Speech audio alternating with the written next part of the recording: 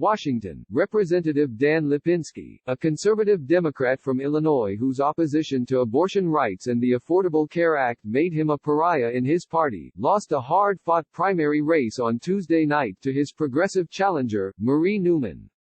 Ms. Newman, a business consultant and founder of an anti-bullying program, edged out Mr. Lipinski by 2 percentage points, with 493 of 500 precincts reporting early Wednesday. She had the backing of the progressive group, Justice Democrats, and its standard-bearer, Representative Alexandria Ocasio-Cortez of New York, as well as Emily's List, the powerful group that backs Democrats who support abortion rights. Mr. Lipinski narrowly beat Ms. Newman in 2018. Tuesday's results were a major upset for the congressman, whose family has represented Illinois' 3rd District, in the Chicago suburbs, for nearly 4 decades. Mr. Lipinski's father, Bill Lipinski, first won the seat in 1982 and held it until 2005, when Mr. Lipinski succeeded him. This is a critical victory for the progressive movement in showing that voters are ready for a new generation of progressive leadership in the Democratic Party, said Alexandra Rojas, executive director of Justice Democrats. This isn't just a loss for one incumbent. It's a defeat for machine politics and big corporate donors who want to stop our movement for Medicare for all, a Green New Deal and reproductive rights.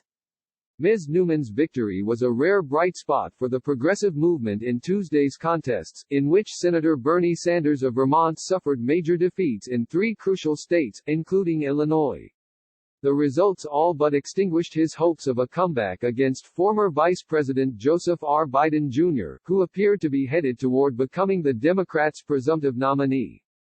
The race put a fine point on the tensions within the Democratic Party in the era of President Trump. Mr. Lipinski's views are far more conservative than those of Mr. Biden, and in many ways he was an outlier among Democrats. In addition to voting against the 2010 health care law and opposing abortion rights, he declined to endorse former President Barack Obama in 2012 and opposed same-sex marriage until the Supreme Court made it legal across the nation in 2015. Despite their official stance that the party backs incumbents, top Democrats did not go out of their way to advance Mr. Lipinski's cause. During a trip to Texas last month, with 10 days to go until the state's primary, Speaker Nancy Pelosi dropped in on the campaign offices of another conservative Democrat, Representative Henry Cuellar, boosting his successful battle to defeat a Justice Democrats-backed challenger, Jessica Cisneros. Ms. Pelosi did not do the same for Mr. Lipinski. And Mr. Lipinski's fellow Illinoisan, Representative Sherry Bustos, who leads the party's campaign arm, canceled a planned fundraiser for Mr. Lipinski last year, bowing to progressives who were outraged by the congressman's anti-abortion rights stance. Her decision raised questions about whether there was room left in the party for lawmakers who oppose abortion. The day after Ms. Ocasio-Cortez endorsed Ms. Newman, Representative Steny H. Hoyer of Maryland, a centrist Democrat and the majority leader, told reporters that there was absolutely room in the party for candidates who oppose abortion rights. But some veteran rank-and-file Democrats, including 2 others from Illinois, Representatives Jan Schakowsky and Luis Gutierrez, openly backed Ms. Newman.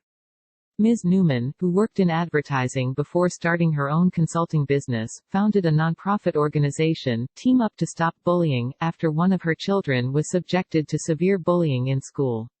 Her campaign website bills her as a state and national advocate for health care rights, income equality, LGBTQ+ rights, and common-sense gun safety. Ms. Newman had the backing of groups that support abortion rights, including Planned Parenthood and NARAL, as well as several unions and Indivisible, the grassroots advocacy group.